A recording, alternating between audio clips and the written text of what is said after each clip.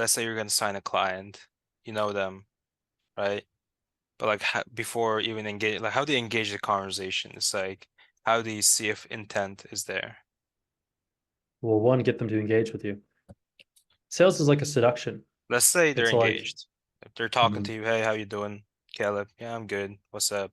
Good. mhm. How do you take the conversation there?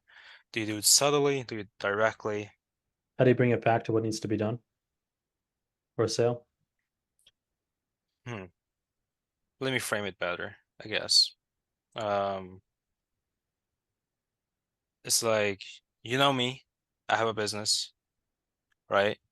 But Mhm. you have this FSC thing. You want to be a manager for my company, or vice versa. How would you test my intent or approach me with this idea? What question would you ask? Like, what, how would you approach, like from zero to hero almost? Yeah, Yeah, well, very hey man. simplified I way. mean, I've got an idea. I mean, I've been looking at my sales skills. As you probably already know, I'm pretty decent as trainer and whatnot, developer and all that stuff. So yeah, really looking for curious, just sort of spitballing an idea. Maybe you know somebody who does, but I really want to work with companies as a consultant and provide value beyond just being a sales trainer. What I found for a lot of companies is it's not always their sales people, but sometimes it's their sales process.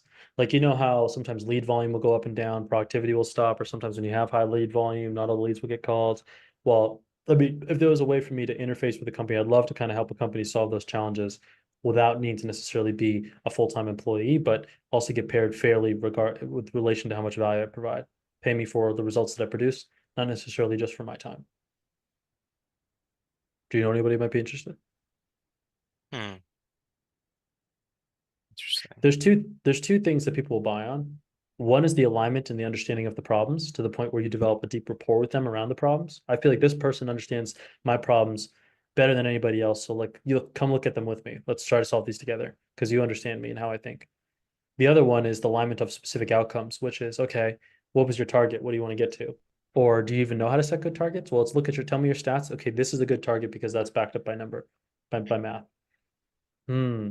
Okay.